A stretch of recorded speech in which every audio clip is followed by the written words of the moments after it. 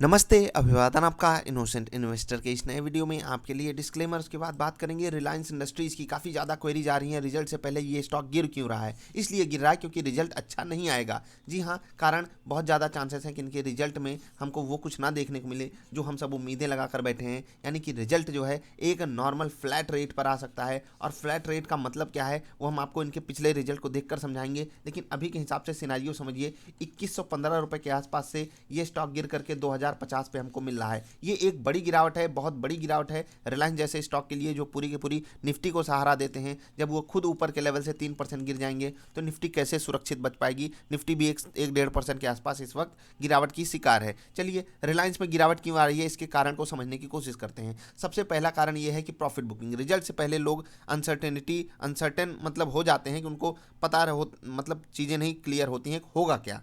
इसीलिए जिनके पास स्टॉक होता है वो अपनी प्रॉफिट बुक करके निकलना चाहते हैं, क्योंकि ऊपर के लेवल पे वो फिर से ब्रेकआउट बाइंग कर लेंगे, वो चलेगा। लेकिन एक बार के लिए अगर आप प्रॉफिट नहीं लिए, स्टॉक में कोई गिरावट आ गई, फिर आप बहुत पछताते हो। इसलिए पहला कारण है कि स्टॉक में बढ़िया मोमेंटम आ चुका है। आप देखेंगे 1900 से ये स्टॉक 2100 पहुंच गया, देखते देखते पहुंच गया 200 रुपये का मोमेंटम के बाद, और आपको लगता है प्रॉफिट बुकिंग ना हो। पहला कारण तो ये है प्रॉफिट बुकिंग। दूसरा कारण है रिजल्ट की अनसर्टेनिटी, और जो पिछला रिजल्ट आया था वो अच्छा नहीं था। आपको मैं रिजल्ट दिखा देता हूँ, एक्सप्लेनेशन जो लेटेस्ट रिजल्ट आएगा उसका मैं दूंगा। लेकिन जो रिजल्ट पिछला वाला आया था, अगर आप देखोगे 1,28,000 करोड़ की इनकी रेवेन्यू आई थी, जो सेल्स एंड सर्विसेज ये देते हैं। लेकिन अगर आप उसको जस्ट पिछले क्वार्टर से कंपेयर करोगे, सेल्स में बहुत ही अच्छी इंप्रूवमेंट थी। फिर भी इनका जो प्रॉफिट था ओवरऑल वो बहुत कम हो गया था, और इसी कारण इनके ईपीएस पे एक बड़ा डेंट पड़ा था। अगर आप सिचुएशन को समझना चाहते हो तो यहाँ से ओवरऑल सिनारियो को समझ कर देखिएगा रिजल्ट। सिंपली हम यहाँ पर अगर प्रॉफिट देखना चाहेंगे तो हमारे पास ये डेटा है और ये डेटा है 9,567 करोड़। मतलब पिछले क्वार्टर से ये आप प्रॉफिट में बड़ा डेंट देखोगे, और पिछले साल के इस क्वार्टर से भी एक बड़ा डेंट हमको देखने को मिला था। खर्चे बढ़ गए थे, जो स्टॉक वगैरह ये खरीदे थे, और इनके सेल्स में भी जो इंप्रूवमेंट दिखाई दी उसका कुछ इम्पैक्ट हुआ नहीं, क्योंकि जो इनके मटेरियल की कॉस्ट थी आप यहाँ पर देख सकते हो, उसमें भयंकर मतलब होता है ना, हाइक आ गया था प्राइस में, और इस कारण इनको जो रिजल्ट है इनका वो अच्छा नहीं आया था। मतलब कि रिजल्ट जो है वो फ्लैट नोट पे था। रिजल्ट के अंदर अगर आप घुस के जियो वगैरह का रिजल्ट देखते हो, रिटेल बिजनेस का रिजल्ट देखते हो, जियो जैसे बहुत ही बेहतरीन आउट परफॉर्म किया था, और वहाँ पर इन्वेस्टमेंट भी आया हुआ था। और इस कारण इन सब चीज़ों को अगर हम जोड़ के देखें, result flat to positive note पे था। लेकिन ओवरऑल सिनारियो में अगर हम देखना ही चाहते हैं कि एक कंपनी को हम कैसे जज करते हैं, तो रिजल्ट को देखकर हम उस कंपनी को अच्छा नहीं कह सकते थे उस सिचुएशन में। और अगर आपको मैं ईपीएस दिखा देता हूँ, ईपीएस अर्निंग पर शेयर, वहाँ से भी आपको एक सुबुगाहट मिल जाएगी कि हमको किस तरीके का स्टॉक मिल रहा था। 20 रुपये के बदले आपको 15 रुपये का ईपीएस मतलब मिल रहा था रिलायंस के स्टॉक में। कब? जब आप इसको ले रहे थे। सितंबर क्वार्टर का रिजल्ट मैं आपको दिखा रहा हूँ, ध्यान दीजिएगा। और पिछले साल के सितंबर क्वार्टर से भी एक बड़ा डेंट पड़ा था। तो इन सब चीज़ों को देखकर आपके सामने क्या आया था कि रिजल्ट अच्छा नहीं है, इसलिए रिलायंस का स्टॉक एक रेंज में फंस गया। अभी वही अनसर्टेनिटी हमारे सामने खड़ी हुई है कि क्या रिजल्ट अगर ऐसा आ गया तो हम क्या करेंगे। फिर से रिलायंस 1800-1900 चला जाएगा। जी हाँ, बिल्कुल जाएगा अगर रिजल्ट ऐसा ही पेश करते हैं ये।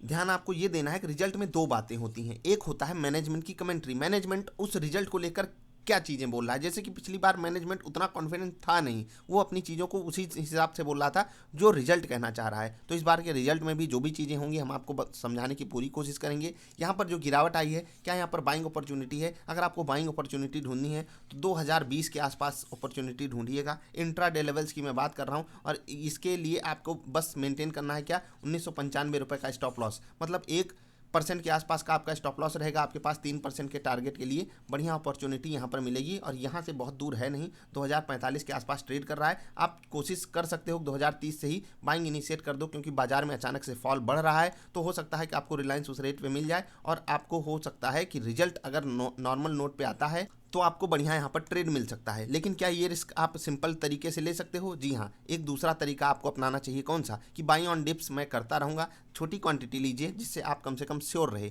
ठीक, श्योर होने के लिए आपको क्वांटिटी छोटी छोटी करके नीचे ऐड करना है। बेकार एकदम घटिया रिजल्ट रिलायंस नहीं पेश करेगा, ऐसी किसी की उम्मीदें नहीं है। अगर ऐसा होता है तो उसको भी हम दूसरे तरीके से संभालने की कोशिश करेंगे।